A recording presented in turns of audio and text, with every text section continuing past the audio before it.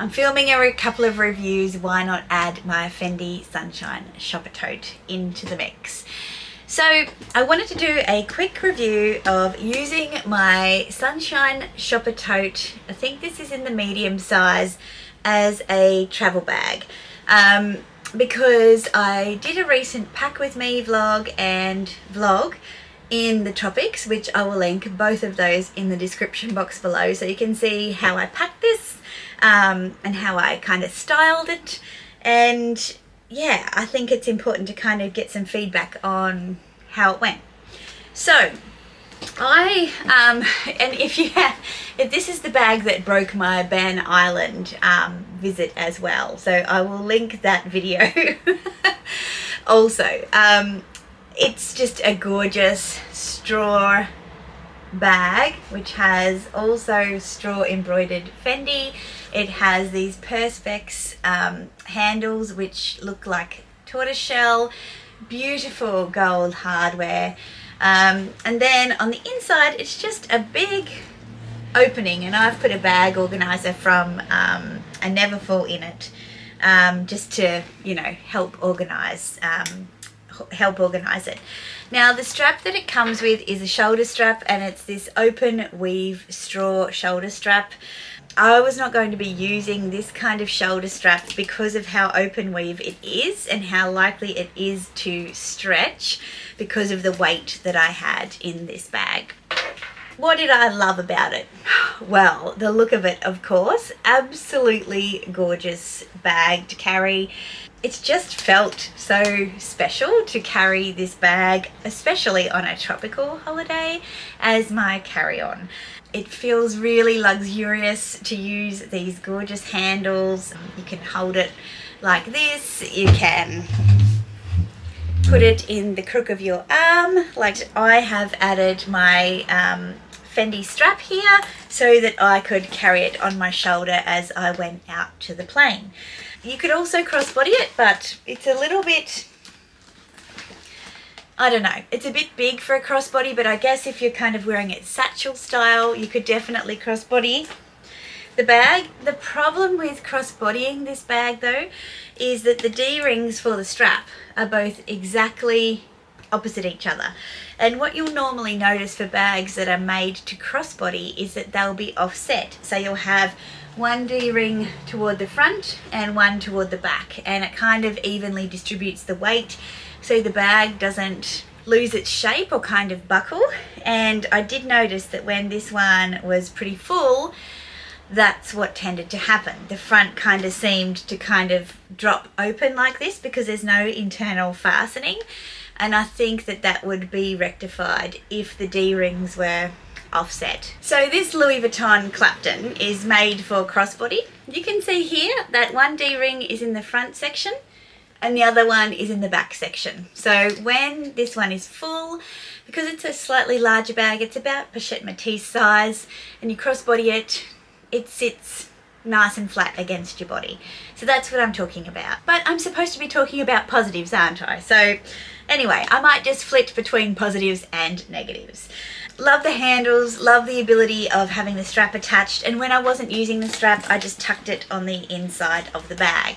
Now, even though this looks like a fairly decent sized bag, it's actually pretty small. Now, inside of the bag, I'm just going to pop this strap outside.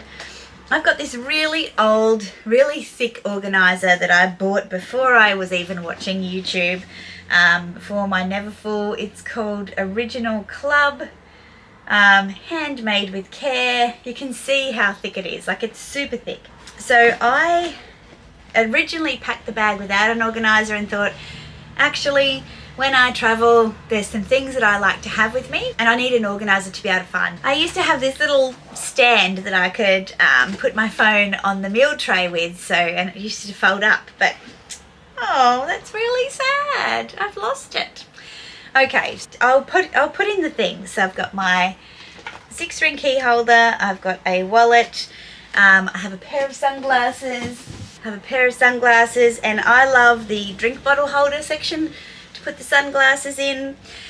Then I have my phone, so I'll pop that in another pocket. Usually I'll take a water bottle, so I'll use the other bottle holder to put that water bottle in. I'm not doing so well today. I can't find my little jewelry case, my little travel jewelry case, but I'll usually always have that in my carry-on as well. On this trip I packed 2 bags. I wore my Fendi mini baguette in the lilac crossbody, and I packed my raffia Fendi first with a padded protection on this part here in a dust bag, and I carried that inside of the bag. You can see it kind of nests in there. And then on top of that I had a jacket resting on top. So I also had my laptop as well, which I can't show you because I'm using it to power my microphone. But so it was pretty kind of heavy. And that was fine. It wasn't a problem at all. The issues came when I got on the plane. Now, on the first flight, we were sitting in front of a bulkhead, so I had to put all of my things in the overhead. Now, I was hoping and praying that I'd be able to simply flop the handles down like that and slide it in. It was too high, and I think that was the type of plane that we were traveling on, but it was too high. So then I had to lay it over like this and try and figure out which way was least likely going to have all my things spill out when we either took off or landed. So I went like this, facing the aisle, and yeah, shoved my jacket right in there to kind of hold everything in. So that wasn't kind of ideal for this situation. On the way back, I said, well, I'm going to make sure that I'm sitting in a seat where I don't have to put my bag in the overhead and I can put it under the seat in front of me. I did that and it didn't fit. So I had to put it up. And I used my experience previously, shoved my jacket in the top so that things wouldn't fall out. But the whole time I was asking my husband, can you check and make sure nobody's put something on my bag? Can you check that my bag's not being crushed with all of the other carry-on baggage? Can you please check my bag? And he's just like, never bring this bag again. So here's where I'm at. It's not a travel bag. It's a bag for when you're at home and you want to go to the markets or you want to have a day out. I think I'm not someone that stresses about their bags, but I stressed about this one. I stressed about things falling out of it. I stressed about putting too much weight in it. I stressed about someone crushing it with their carry-on. It didn't fit under the seat.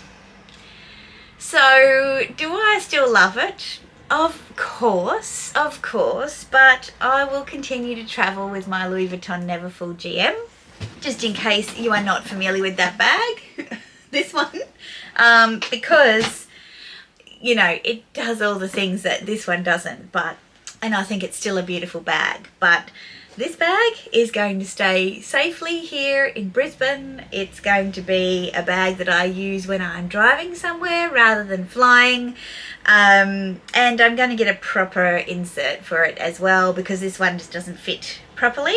And, you know, really just enjoy how gorgeous it is for summer and how unique and different it is. And, you know, as we start to see more sunny days, I'll be able to head out more and go to markets and things like that. I even see this as a great lunch option as well, kind of lunch and shopping kind of option.